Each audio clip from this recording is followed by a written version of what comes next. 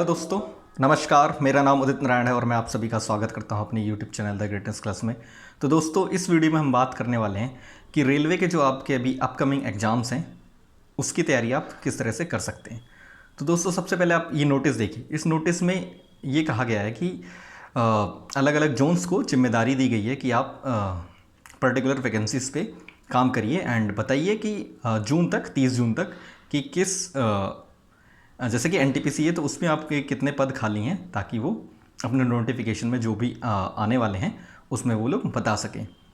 ठीक है, तो मोस्टली क्या है, 30 जून तक आपके वैकेंसी को नोटिफाइड करा जाएगा डिफरेंट जोन्स द्वारा। ठीक है, तो आपका जो एनटीपीसी है वो क्या है, आपका अक्टूबर में शेड्यूल्ड किया गया है, और जो इसी तरह से जो आपका ग्रुप डी का एग्ज़ाम है वो आपका शायद दिसंबर या जनवरी में होना है।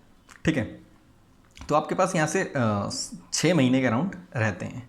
ठीक है, तो अगर आप चाहें तो उसकी तैयारी आप बहुत अच्छे से कर सकते हैं आरआरबी की, क्योंकि इसमें इंग्लिश नहीं आती, तो उन लोगों के लिए एडवांटेजेस जो थोड़े से इंग्लिश में वीक हैं। ठीक है, तो आई पर्सनली मैंने भी एग्ज़ाम दिए हैं रेलवे के एंड मैंने क्लियर भी किए हैं। ठीक है, तो जो मेरा एक्सपीरियंस था मैं आपको वो बताता हूँ कि पहले सबसे पहले आपको ये पता होना चाहिए कि रेलवे में आता क्या है। तो रेलवे में 3 सब्जेक्ट्स आते हैं आपके, रीजनिंग, मैथ और आपका जीके। जीके में जो है आपको स्पेशली ध्यान देना है साइंस पोर्शन पर, क्योंकि चाहे एनटीपीसी हो चाहे आपका ग्रुप डी हो, दोनों में साइंस का जो लेवल है वो अच्छा खासा पूछा जाता है। और ग्रुप डी में तो आपके 30 क्वेश्चन अलग से ही जो होते हैं वो होते हैं आपके साइंस के। तो अगर आप रेलवे को क्रैक करना चाहते हैं तो आपकी कमांड स्पेशली साइंस पर बहुत अच्छी होनी चाहिए। अगर आप साइंस पे कमांड करते हैं तो आप एक एक्स्ट्रा एडवांटेज अपने साथ लेके जाने वाले हैं। ठीक है, तो यहाँ पे 3 सब्जेक्ट हैं, रीजनिंग, मैथ और जीके। ठीक है, तो अगर आपने आपके जो सिलेबस है वो कंप्लीट नहीं है तो आप सबसे पहले सिलेबस कंप्लीट करिए। ठीक है, रीजनिंग का, मैथ का। ठीक है, और उसके बाद आप मिक्स क्वेश्चन की प्रैक्टिस करिए। ठीक है, आप प्रीवियस ईयर भी सॉल्व कर सकते हैं।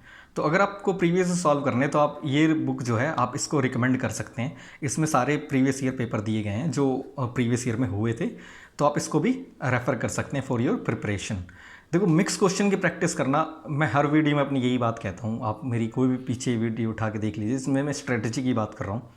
तो प्रीवियस ईयर करना एकदम कंपलसरी है, मतलब मिक्स क्वेश्चन करना एकदम कंपलसरी हो जाता है, क्योंकि अगर आप मिक्स क्वेश्चन की प्रैक्टिस नहीं करते हैं तो देखो आपको डिसएडवांटेज क्या रहने वाला है। आप अल्टीमेटली तो जब आप पेपर में बैठोगे तो आपको कोई मतलब चैप्टर वाइज का क्वेश्चन थोड़ी आएगा, उसमें तो रैंडम ही आएंगे ना, मतलब सारे मिक्स क्वेश्चन ही आएंगे सारे पूरे सब्जेक्ट के। तो अगर आप उस फ्लो में रहते हैं तो आप कहीं ना कहीं एक एडवांटेज अपने साथ लेकर जाएंगे।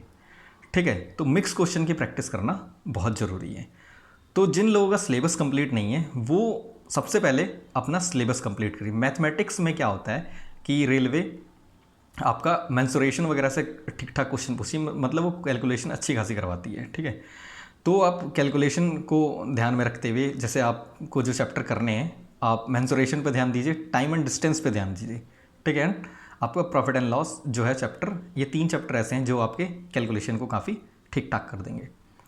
और रीजनिंग में आपको वर्बल और नॉन वर्बल दोनों पर ध्यान देना है, जैसे कि एजम्पशन वाले जो क्वेश्चन आते हैं, है ना, और आपका कॉज एंड इफेक्ट वाले क्वेश्चन आते हैं, और आपकी जो पजल आती है वो रेलवे में पूछी जाती है। तो आप एसएससी की तरह इसकी जो रीजनिंग है उसको आसान मत समझिएगा।